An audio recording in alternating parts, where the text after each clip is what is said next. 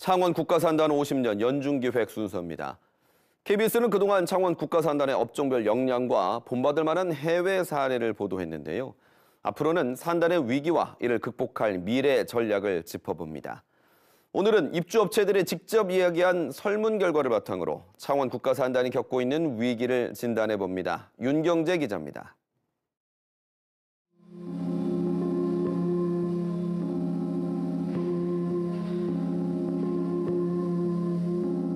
그 인력 양성이 돼야 지금 일이 모자라는 것이 아니라 사람이 모자라서 일을 못하는 시대가 와버렸거든요.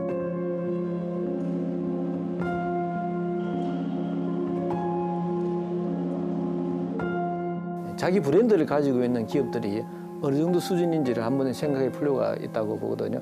아마 제가 생각하기로는 그리 높지 않다고 보거든요.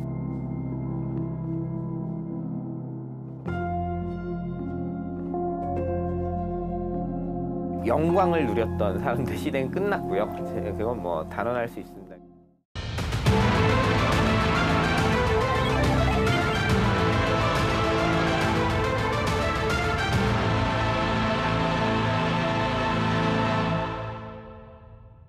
창원시와 창원상공회의소, 창원산업진흥원은 지난 5월 창원 국가산업단지 미래 50년 대전환을 주제로 입주업체 설문조사를 했습니다. 이 결과를 보면 창원 국가산단이 겪고 있는 위기의 단면을 여실히 확인할 수 있습니다.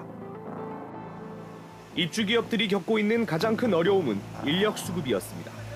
설문조사에 응한 332개 기업 가운데 인력 수급이 잘 된다고 답한 곳은 40곳뿐.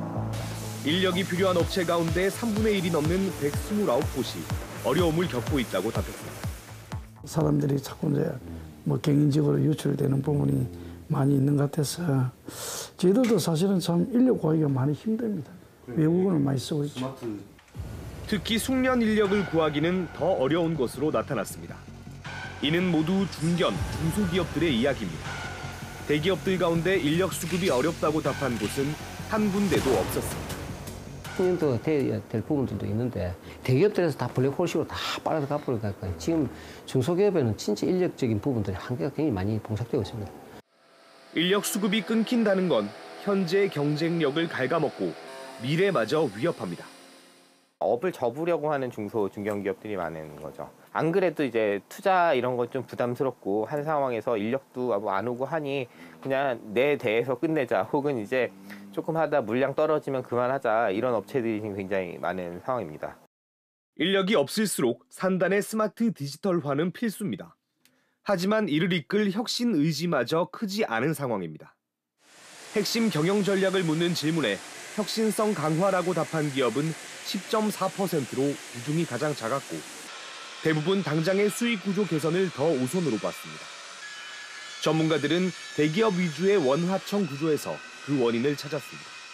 창원공단에 이렇게 보면은 공단 자체가 탄생 때부터 대기업에 의존하는 그런 구조를 가지고 있는데 의존도가 높으면은 장기적인 관점에 봤을 때는 기업이 지수적인 성장을 할 수 없다. 계속적으로 대기업 의존에 매달릴 수밖에 없다.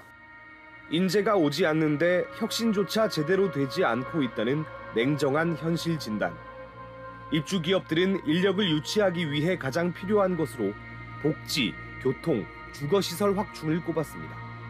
또 중소기업에 대한 인식 개선과 재교육 비용 지원, 전문 인력 양성기관 등의 맞춤형 인력 양성 정책을 요청했습니다.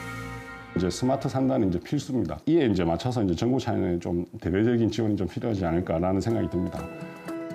한편 창원 국가산단 기업들은 원자재 부품을 쉽게 구할 수 있고 연관 산업의 접근성이 높은 등의 집적화 효과에 대해 가장 만족하고 있는 것으로 나타났습니다.